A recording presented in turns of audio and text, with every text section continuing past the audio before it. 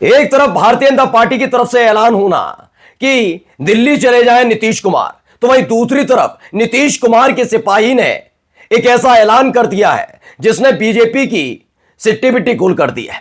दरअसल जिस वक्फ बोर्ड संशोधन कानून को लेकर भारतीय जनता पार्टी ने जेडीयू को फंसाया था, उसी मसले पर जेडीयू ने अब यू टर्न लेते हुए मोदी सरकार को फंसा दिया है। कोई और नहीं बल्कि जेडीयू के नेता सुप्रीम कोर्ट के दरवाजे पर पहुंच गए हैं और यह बिना नीतीश कुमार की इजाजत के संभव नहीं है। आज मैं आपको दिखाने जा रहा हूं खबर कि कैसे भारतीय जनता पार्टी बड़ी मुसीबत में आ गई है, जेडीयू को लेकर कपकपा रही है, सकपका गई है कि आखिरकार एक साथी जिसे हमने पूरी तरह से घेर लिया था, उसने आखिरी वक्त में ऐसा गच्चा दिया कि अब सुप्रीम कोर्ट के दरवाजे पर कोई और ने नहीं बल्कि खुद उनके साथी ने दस्तक दी। और इसी के साथ साथ आपको दिखाऊंगा जो तमाम मुस्लिम नेता बनकर भारतीय जनता पार्टी के पक्ष में लेकर वक्फ संशोधन कानून का समर्थन कर रहे थे, उनकी कैसी फजीयत हुई है। उनके अपने समुदाय के लोगों ने उनको दौड़ा लिया है। खबर यह भी है और इसके साथ साथ आपको दिखाऊंगा जो हिंदू मुस्लिम करते हैं वो कितने पढ़े लिखे हैं, चाहे वो ऊंचे ही पद पर क्यों ना बैठे हो। इंसाफ करने वाले कैसे लोग हैं, कैसे हैं वो लोग, क्या वो पढ़े लिखे हैं, आपको पता लग जाएगा हमारे इस वीडियो में। क्योंकि इसके साथ साथ खबर है कि खाकी वाले कल तक कहते थे भावना आहत हो तो शरीर का वो हिस्सा कटवा लेना जिस पर रंग पड़ा है, अब वही पुलिस वाले भारतीय जनता पार्टी के जश्न में नाचते हैं, गाते हैं। एक एक खबर आपको दिखाने जा रहा हूं। नमस्कार, मैं हूं प्रज्वल गौतम और आप देख रहे हैं the live TV. The live TV, सच सबसे आगे। पहले जेडीयू ने अब जो गच्चा दिया उसे देखना चाहिए, क्योंकि यू टर्न का मतलब सिर्फ यह मत समझिएगा कि अब तो लोकसभा में, राज्यसभा में सुप्रीम राष्ट्रपति के हस्ताक्षर हो गए, कानून बन गया। ना, खेल सारा भी सुप्रीम कोर्ट के दरवाजे तक पहुंचा है। मैं फिर बता रहा हूं, बीजेपी पहले से ही परेशान इस बात को लेकर चल रही थी कि जो सुप्रीम कोर्ट के सामने तथ्य रखे गए, सुप्रीम कोर्ट ने भी मना नहीं किया कि हम सुनवाई नहीं करेंगे। उन्होंने कहा हम सुनवाई के लिए तैयार हैं। यानी सुप्रीम कोर्ट मानता है कि इस कानून को लेकर जो तरीके अपनाए गए वो कहीं ना कहीं इधर उधर वाले जरूर हैं, उसमें कोई ना कोई पेच जरूर फंसा है, इसलिए सुप्रीम कोर्ट ने सुनवाई के लिए तैयार हो गया है। लेकिन इसके अलावा एक और खबर है। खबर यह है कि जेडीयू ने दस्तक दी है। पहले देखिए खबर क्या है। फर्स्ट बिहार झारखंड की एक खबर है, इसमें क्या कुछ कह रहे हैं, पहले इनको सुन लीजिए। जनता दल यू का पार्टी में मैं हूं, लेकिन पहले मैं औकाफ, अमलाक, मुल्क के संविधान और आइन के सुरक्षा के लिए एक मर्तबा फिर हम नोक करेंगे कि जिन कानूनों पर, जिन एजेंडों पर दुख है, जहां से हमारी धार्मिक स्वतंत्रता, मजहबी आजादी और संविधान से टकराव वाला ये कानून है, उसको ऑर्डिनेंस के जरिए हो या दरअसल ये कौन है पहले बता दूं, गुलाम रसूल बलियावी हैं। दरअसल ये जनता दल यूनाइटेड के एक बड़े नेता हैं, नीतीश कुमार के करीबी हैं।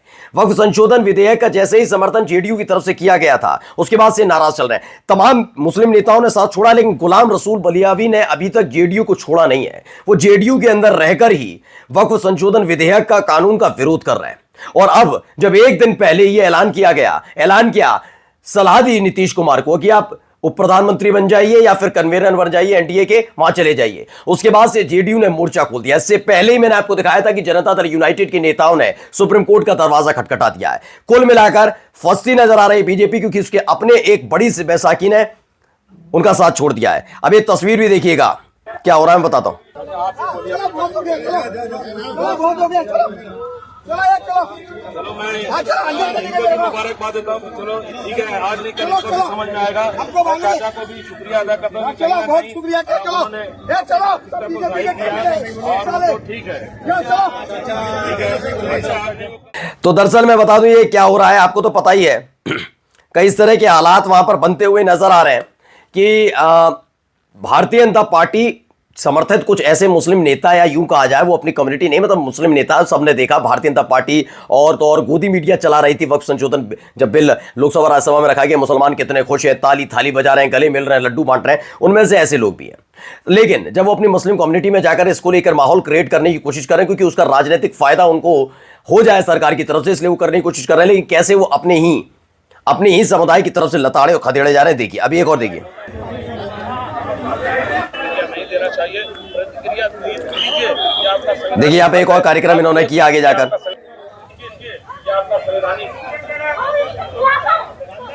देखिए महिला भी बढ़ गई।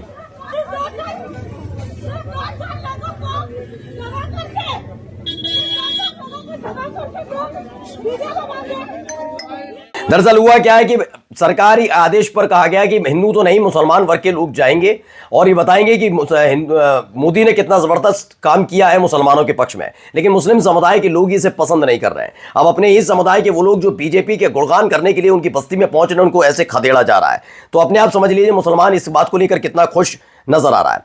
लेकिन इंसाफ कौन करेगा? इंसाफ इस देश की अदालतें करती हैं। इस देश की अदालतों में कौन करते हैं इंसाफ? जज लोग करते हैं। लेकिन जज लोगों को कि जो उनकी जो इंसाफ करने की क्षमता है वो कितनी है, जरा इस खबर से पढ़ लीजिए। राजस्थान हाईकोर्ट का जोधपुर का है नोटिस।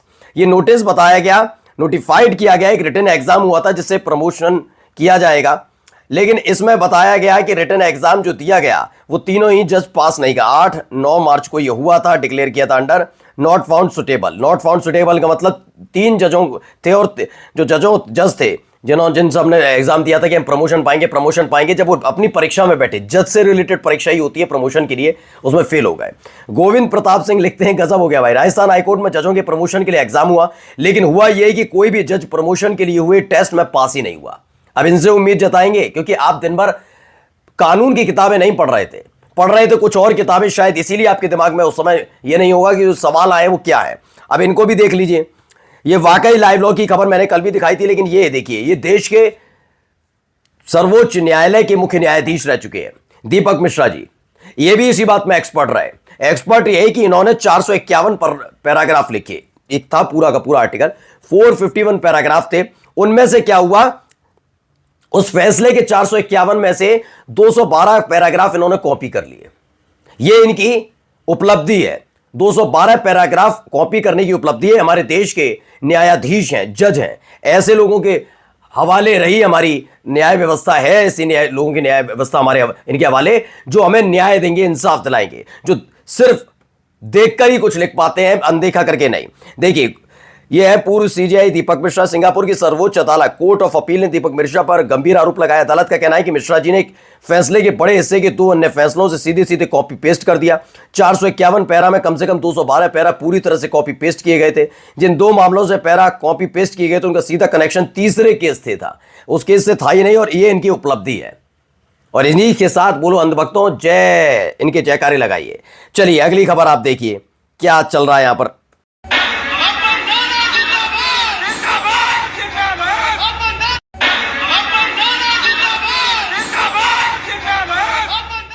तो खाकी में खड़ा हुआ एक व्यक्ति आपको नजर आ रहा होगा। खबर क्या है, न्यूज़ 24 की, भाजपा जिलाध्यक्ष के लिए लगाए जयकारे, पुलिस कर्मी हुआ सस्पेंड। हरदोई का एक पुलिसकर्मी है जो वर्दी में था, जिलाध्यक्ष चुने गए, उनके लिए जयकारे लगाए जा रहे थे।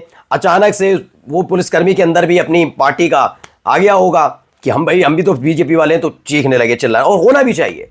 जब भाई इस देश के अंदर एक सीईओ खोलकर दूसरे समुदाय को ये चुनौती और चेतावनी नहीं, धमकी देने पर उतर आए कि हाथ कटवा, शरीर का वो हिस्सा कटवा लीजिए, तो ये पुलिसकर्मी तो ये करेंगे ही करेंगे, और इनसे इंसाफ की उम्मीद करेंगे। इसी से रिलेटेड देखिए, उत्तर प्रदेश ORG ने खबर लिखी है, भाजपा नेता के समर्थन में नारे लगाता सिपाही कैमरे में कैद, वर्दी में देखा पुलिसकर्मी पूरे जोश में बब्बन दादा जिंदाबाद के नारे लगाते हुए। वायरल वीडियो में भाजपा जिलाध्यक्ष अजीत सिंह बब्बन के स्वागत का बताया जा रहा है ये दृश्य, और इनसे उम्मीद की जाएगी ये हमारे देश की कानून व्यवस्था और हम सबको इंसाफ दिलाएंगे। खैर अगली खबर पर आ जाइए।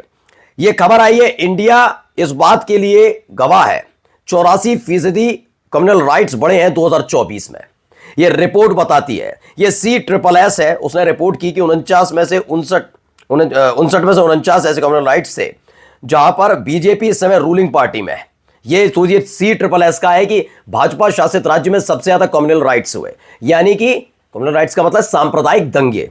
लेकिन दंगा तो होता नहीं है, जहां बीजेपी की सरकार है वहां दंगा नहीं होता, जहां केंद्र में सरकार आई है तो आतंकी हमला नहीं होता। ये नाम बदलने वालों की सरकार नाम बदल देती है चीजों का, उसके बाद कहती है दंगे और आतंकवादी घटनाएं तो हुई नहीं। लेकिन अब रिपोर्ट देख रहे हैं आप, ये रिपोर्ट साफ साफ बताती है। अच्छा, क्यों हो रहे हैं ऐसे दंगे, क्यों रोके नहीं जा रहे? जब आप ऐसे उपद्रवियों के साथ खड़े होंगे, आप जब एक पार्टी का जिंदाबाद के नारे लगाएंगे, जब आप दूसरी समुदाय के लोगों को धमकाएंगे, तो राइट्स तो होंगे ही होंगे। इस तरह के हालात तो बिगड़ेंगे बिगड़ेंगे, क्योंकि आप न्यायाधीश टाइप के न्याय संगत तो है नहीं। आपको तो केवल मुसलमान के घर तोड़ने हैं, आपको बुलडोजर चलाना है, इंसाफ करना नहीं है। तो इस तरह की चीजें तो होंगी होंगी। और सोचिए, भारतीय जनता पार्टी शासित राज्य में सबसे ज्यादा दंगे हुए हैं, ये मैं नहीं कह रहा, CSSS की रिपोर्ट बताती है। ये आलोक शर्मा जी को तो आप पहचानते हैं, पिछले कुछ दिनों से इनकी और अंजना ओम कश्यप की ठनी हुई, चित्रा त्रिपाठी के साथ भी इनकी ठन गई थी। अब देखिए, गुरप्रीत गैरीवालिया लिखते हैं, कांग्रेस के आलोक शर्मा कांग्रेस पार्टी के लिए हर बड़े से बड़े भाजपाई नेता से टकरा गए, राहुल गांधी के खिलाफ कभी गलत नहीं सुना, हर बड़े से बड़े एंकर को मुंह तोड़ जवाब दिया जब भी बात कांग्रेस पर आई। लेकिन आज देखिए, बंदे को बिना किसी कसूर, बिना किसी गलती के सचिव पद से हटा दिया। पूरी कांग्रेस में किसी को वजह तक नहीं पता है। कांग्रेस की हालत की वजह यह है कि यहां बड़े लोग छोटे लोगों की को निपटा देते हैं और हाईकमांड में कोई सुनवाई नहीं होती। किसी को पता है तो गलती बताए। सही सवाल है, कांग्रेस को चाहिए ही नहीं। आप एक जोशीला भाषण अगर राहुल गांधी दे देते हैं कि गद्दारों को पहचानो जो उनके लिए काम करते हैं, उनके लिए काम कर रहे थे। एक बयान नहीं है आलोक शर्मा का जिसकी काट पहली बात तो बीजेपी के नेता के पास हो, जो बताते हैं ना चलते फिरते गूगल सुधांशु त्रिवेदी, कई बार वो फंस गए। मैं तो कभी भाटिया की तो बात ही नहीं करता, वो किस तरीके के बयान देते हैं उनको तो छोड़ ही दीजिए। खैर, आलोक शर्मा से टकराने की हिम्मत नहीं हो पाई, लेकिन आलोक शर्मा ने जो किया उसको, उस बयानों से कभी विवाद खड़ा नहीं हुआ। लेकिन जो विवाद खड़ा करते रहे उन लोगों को इस आंखों पर बिठाते हैं। बस एक जोशीला भाषण दे दिया जाएगा कि कांग्रेस के अंदर जितने गद्दार हैं उन्हें पहचानो। ये गद्दार थे, क्यों सचिव पद से हटाया, किसी ने बताया नहीं। ये मुझे दुख नहीं, आप करते रहिए, आपकी अपनी पार्टी और फिर कहते हैं बीजेपी क्यों जीत जाती है। चलिए आइए, इनको भी जरा सुन लीजिए। तो ब्राह्मण समाज को मारना पड़ेगा, उनको मार कर उसके बाद उनकी राजनीतिक जो मार है उसके बाद फिर आदित्यनाथ का कद बढ़ा हुआ। अजय सिंह बिष्ट उर्फ आदित्य। तो ये कहते हैं ये आदित्यनाथ को जिंदा रखना है तो ब्राह्मणों को मारना पड़ेगा। ये सुरजेवाला कह रहे हैं, क्यों बयान दे रहे हैं मैं तो समझ नहीं पाया। लेकिन फिलहाल ऐसे ही नेताओं की जरूरत कांग्रेस पार्टी को है जो तथ्यों में बात करे, उनकी नहीं। सुनिए, खतरे में हिंदू नहीं है, खतरे में हिंदू धर्म है, इस देश का नौजवान और उसका भविष्य। और जो लोग कहते हैं कि हिंदू खतरे में, उनसे ज्यादा सुरक्षित इस देश में आज कोई नहीं है। रामनवमी के अवसर पर शोभा यात्रा में अश्लील गाने बज रहे थे, गालियां बज रही थी और हमारा हिंदू नाच रहा था उसी शोभा यात्रा में जिसके आगे सीताराम की प्रतिमा रखी हुई थी। आज भगवान का एडमिशन स्कूलों में करवाया जा रहा है। लोग लड्डू गोपाल को लेकर ट्रेन में घूम रहे हैं, जबकि ट्रेन में कितनी गंदगी होती है और हमारा ईश्वर पवित्र गर्भगृह में रहता है। आज एक नया ड्रामा चालू हुआ है कि रात में भगवान को बेड पे सुलाया और सुबह भगवान फ्रिज में मिले। क्यों? क्योंकि रात में भगवान को भूख लग रही थी। कोई कहता है कि मैं जो खाती हूं वही भोग भगवान को लग जाता है। यही सारे जो तमाशे चल रहे हैं, बिल्कुल सही कहा। हिंदू धर्म खतरे में है नहीं, जो हिंदू धर्म के रक्षक बने हैं ना, वही खतरे में डाल रहे हैं। और हिंदू धर्म को नहीं, उसके भविष्य को, देश के नौजवानों के भविष्य को। नमस्कार।